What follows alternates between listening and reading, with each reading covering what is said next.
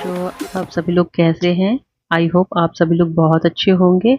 आज हम अपना स्टार्ट करेंगे question number 7। How United nation protect human rights of people globally, give a details.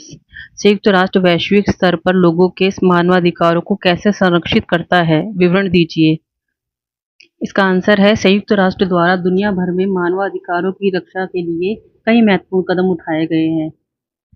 जो हमारे हैं संयुक्त राष्ट्र द्वारा मानवाधिकारों की सुरक्षा के प्रमुख उपाय। अब हम यहाँ देखेंगे कि संयुक्त राष्ट्र संघ में कौन कौन से उपाय किए गए थे जिससे हम हमारे जो मानवाधिकार है वो प्रोटेक्ट किए गए थे। ठीक है। सार्वभौमिक मानवाधिकारों की घोषणा, यह घोषणा 10 दिसंबर 1948 को संयुक्त राष्ट्र महासभा द्वारा अपनाई गई थी। ये डेट आप बहुत याद रखिएगा, ये बहुत जरूरी है क्योंकि ये 4 नंबर के क्वेश्चन में भी पूछी जाती है। क्या आप बताइए कि मानवाधिकारों की घोषणा कब की गई थी, कौन से सन में की गई थी, इनकी कितनी क्वांटिटी होती है, कितने मतलब हमारे मानवाधिकार हैं। तो ये आपने पिछले क्वेश्चन में पढ़ा होगा कि हमारे 30 जो मेन है वो मानवाधिकार है। तो सेकंड है हमारा इसमें 30 अनुच्छेद आर्टिकल है जो भी मानवाधिकारों के जन्म के से समान अधिकार देने की बात करते हैं। कुछ अधिकार हमें देश द्वारा दिए जाते हैं और कुछ हमें जन्म से प्राप्त होते हैं जिन्हें हम प्राकृतिक अधिकार भी कहते हैं। तीसरा है यह एक नैतिक और कानूनी आधार आधार प्रदान करता है जिसे सभी देशों को मानना चाहिए। मानवाधिकार परिषद, यूएन ह्यूमन राइट्स काउंसिल, इसमें हम पढ़ेंगे यह परिषद 2006 में गठित हुई थी और जिनेवा यानी स्विट्जरलैंड में स्थित है। यह देशों में मानवाधिकारों की स्थिति की समीक्षा करती है। तीसरा है यह मानवाधिकार उल्लंघनों की जांच करती है और रिपोर्ट बनाती है। मानवाधिकार उच्च आयुक्त कार्यालय, इसे हम शॉर्ट फॉर्म में पढ़ेंगे OHCHR। इसमें हमारे 3 पॉइंट है। यह कार्यालय मानवाधिकारों की निगरानी करता है और सहायता प्रदान करता है। दूसरा, यह देशों की तकनीकी सहायता और प्रशिक्षण देता है।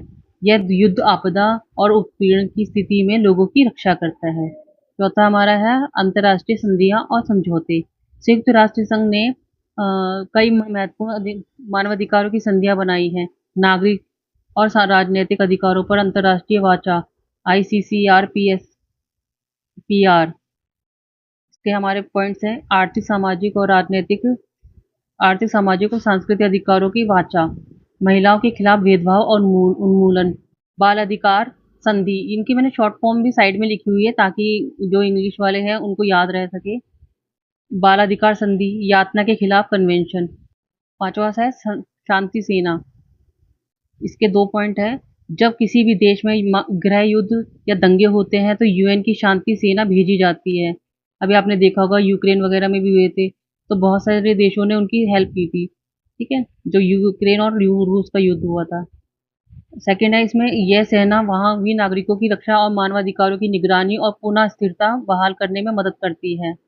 छठा हमारा है विशेष रिपोर्टरों और कर्मचारी समूह।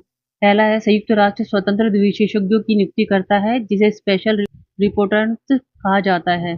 सेकेंड है यह विशेषज्ञ खास मानवाधिकारों मुद्दों पर रिपोर्ट तैयार करते हैं जिसे धार्मिक स्वतंत्रता, जातीय भेदभाव, महिलाओं के अधिकार आदि।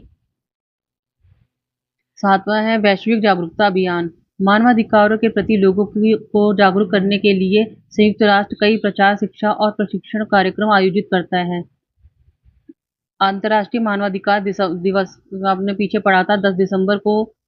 10 दिसंबर भी इस दिशा में एक महत्वपूर्ण कदम है। इसका निष्कर्ष है संयुक्त राष्ट्र मानवाधिकारों की रक्षा के लिए कानूनी, संस्थागत और मानवीय प्रयासों का एक विस्तृत नेटवर्क बनाकर कार्य करता है। यह विभिन्न देशों को उनके नागरिकों की अधिकारों की रक्षा करने हेतु मार्गदर्शन, सहायता और दबाव देता है। ये हमारा 7वां क्वेश्चन था जिसके अंदर मैंने इंपॉर्टेंट पॉइंट्स लिखे हुए हैं।